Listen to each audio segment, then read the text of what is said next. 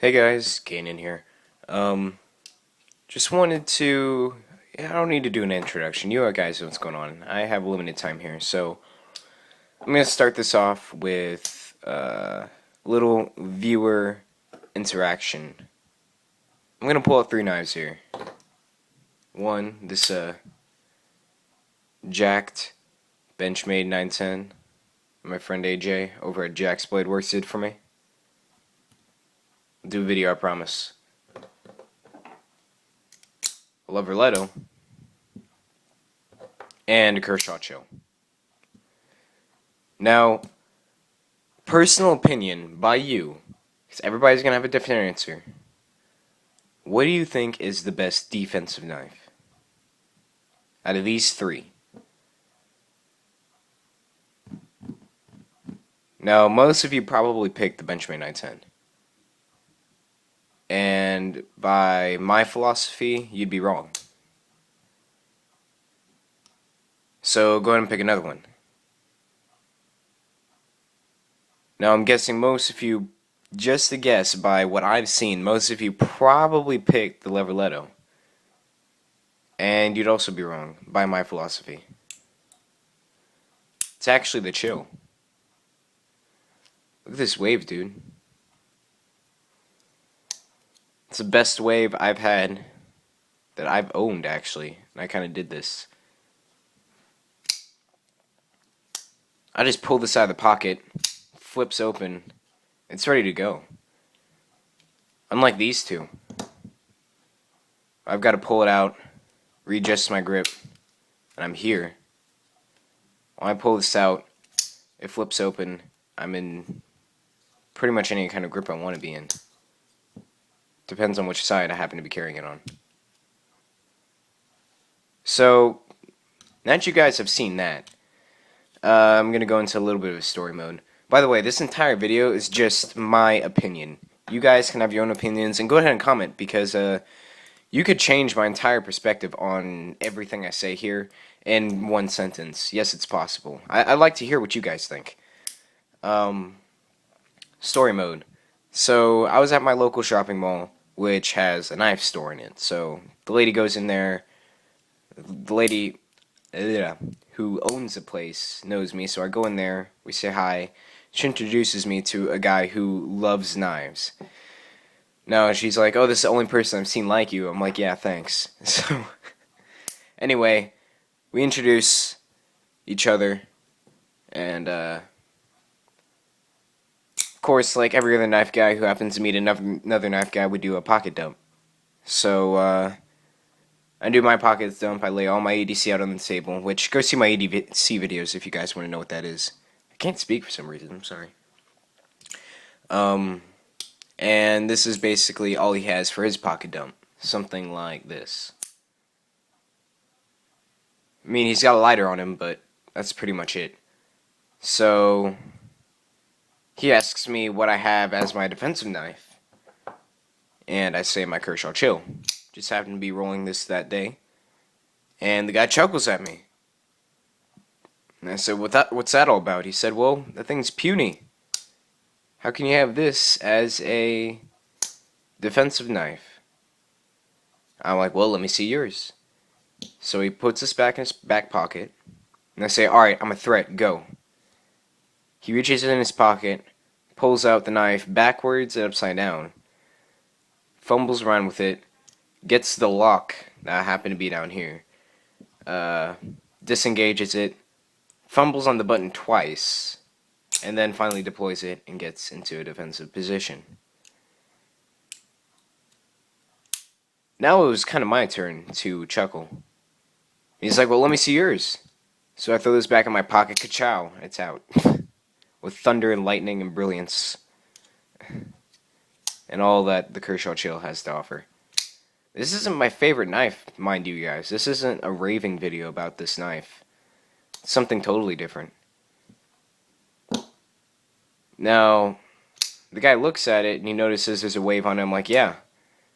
I had this thing ready to go before you even reached into your pocket. So, what say ye about that?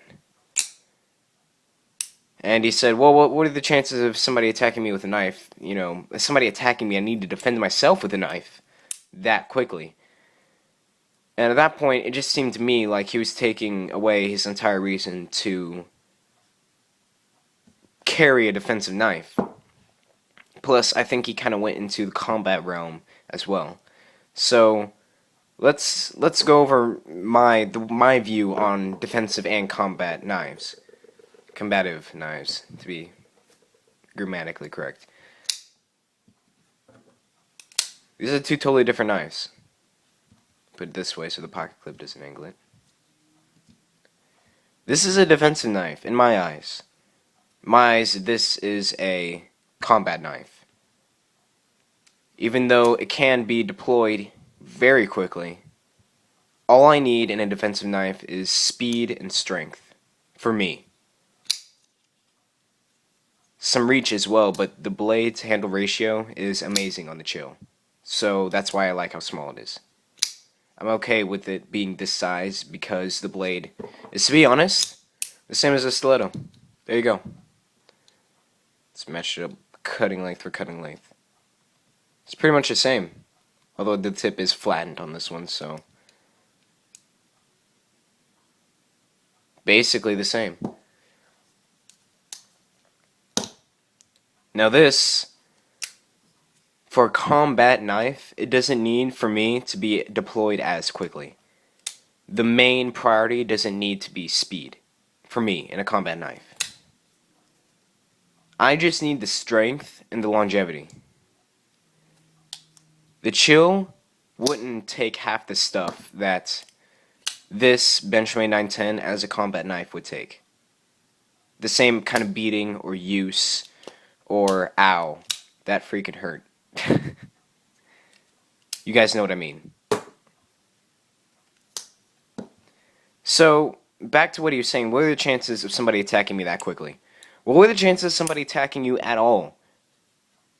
There's a lot of people in this world, and you see it every day. Now, what are the chances of somebody attacking you, and you need to defend yourself? A lot of the fights people get into, they don't realize it, but they could have been avoided if they had tried to talk themselves out of it. A lot of people, they just need that verbal understanding of, hey, I don't want anything to go away. Now, if you talk to them in a threatening attitude, then yeah, you're probably going to get something coming your way. But what I've seen from my experience of, yes, I've been attacked before, but no, I've never been jumped to the point where I needed to pull out a knife and defend my life. Now, you can do what Jim Skelton does, and use a little attitude adjustment right there at the bottom of the knife. Even the stiletto would be good for that. Heck, the stiletto would be better for that. Some solid brass right there. Cave somebody's eye in. Now, what are the chances of somebody attacking you? Let's say you're walking down the street, somebody crosses the street, points, looks at you, and says, I'm gonna knock your earlobes off, and starts running at you, arms flailing, screaming. The chances of you, hopefully not pulling out a knife and quite literally taking a stab at them is hopefully really low. At the very least, you may use attitude adjustment. But most people would see them coming, hey, back off. Sometimes it ends there. Other times it doesn't. Let's say you run into an alley. The guy chases you into an alley. Now, if you have a family with you, that'll be totally different. You're completely justified to pull out your knife then. You can justify that reason. If you have people you love behind you, and you're the only one standing between the attacker and them, you're completely justified to pull a knife then, or some kind of weapon. But let's say you're alone, you get run into an alley. A guy chases you in there. I'm gonna knock your earlobes off. What do you do then? Well, maybe someone will pull out their knife. Others will try and talk him out of it. Some will do both. Pull out the knife and try and talk him out of it. Listen, man, you don't want to do this. Alright, it's an alleyway. There's all kinds of trash there. Let's say he grabs a 2x4. Alright, he's got a giant freaking club. What do you do then? Most people try and fight their way out of there. Others will call for help. Some will do both.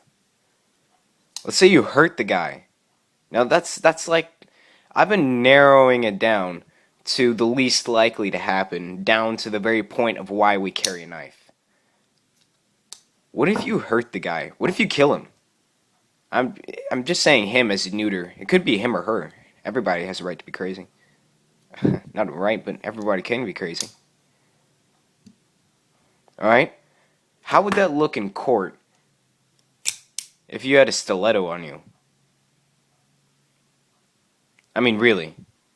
Now, let's assume that that guy is fast, and you just can't pull your knife out then. You're gonna get beaten, dude. You're gonna have the snot beat out of you. If you can't get to your knife quick enough and something like that happens, just because you didn't think you'd need it that fast, you're gonna get hurt.